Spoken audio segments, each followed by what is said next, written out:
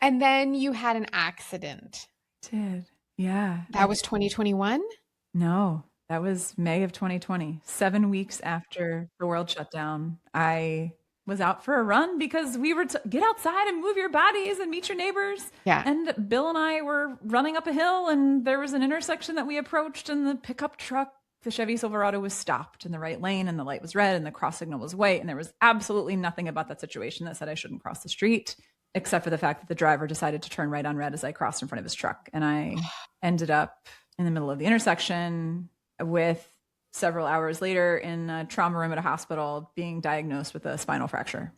And it was like, man, 2020 has been brutal. Brutal. It was rough. So what did you do next? What was your healing? What was your mindset? How did you move forward? The hard thing is I was in a lawsuit for 3 years, so I couldn't talk From the about accident. From the accident. So from basically May of 2020 until February of 2022, I couldn't talk publicly about my progress, which was very isolating.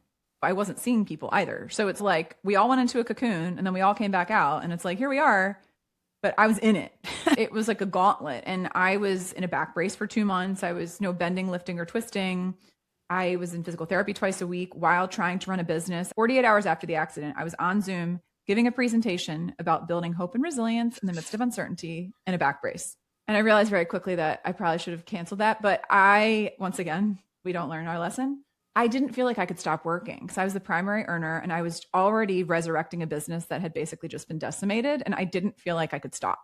And so I just worked through it, which was really hard. And I realized about 6 months in, I was explaining what was happening with a friend, and she goes, those are symptoms of PTSD, right?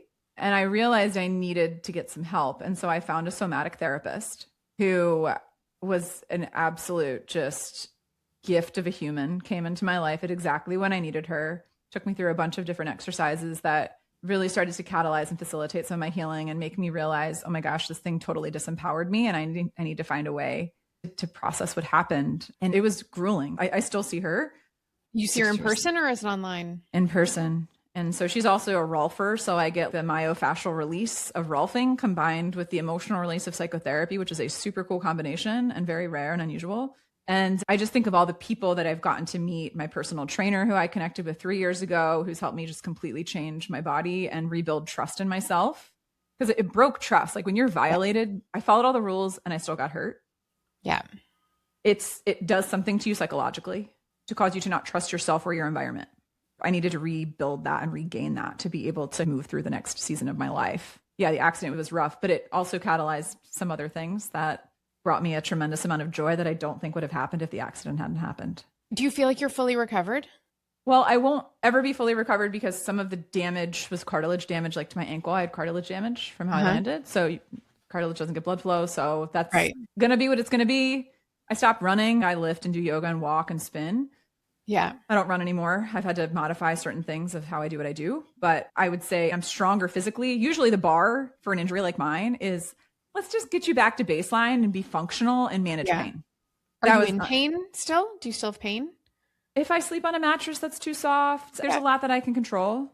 But generally speaking, I've worked so hard to rebuild my body with weightlifting that I'm physically stronger than I've ever been in my entire life. And I've just tried to control what I can in the midst of this to try to regain some semblance of strength and power.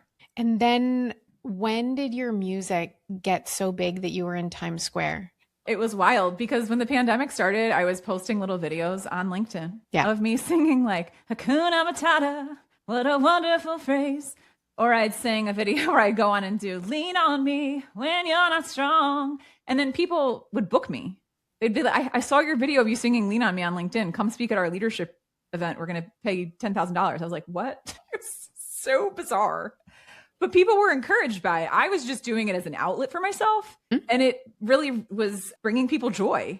And I decided that, from the time I was very little, I loved singing, but I wouldn't do it in front of anybody. And when I was in this recovery from this accident, I couldn't move the way that I wanted to. I lost my freedom of movement and expression in my body that way. And I needed something that made me feel alive. And so I went back to music. Singing always made me feel alive. So I took virtual voice lessons for a year and a half.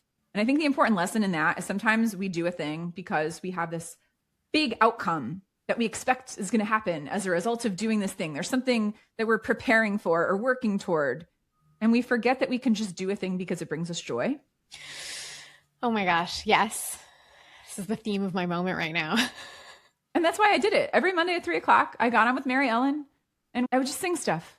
And I had no other purpose or goal other than just finding connection to my own voice and my own body and my own joy. That was it. That was the goal.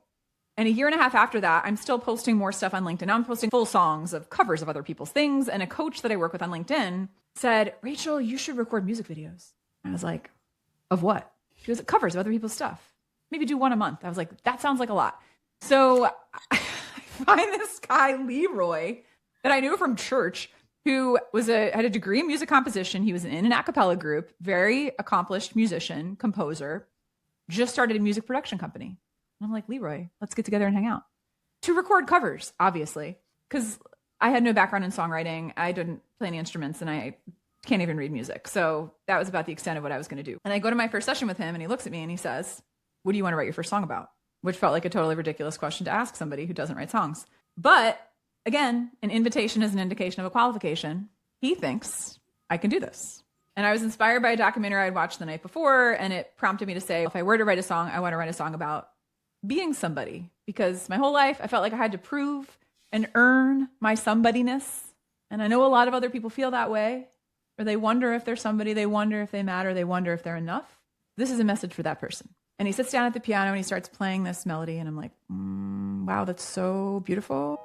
And I'm like, did you just make that up? Of course he did, because some people are just really frustratingly talented. And he said, find a melody line over it, which meant hum something and find, I didn't even know what that meant, but I just did it. I just leaned in and I said yes. And 5 months later, my very first song came out on Spotify, iTunes, Pandora, all the places. And I lost my ever-loving mind. I didn't even know that I could do this.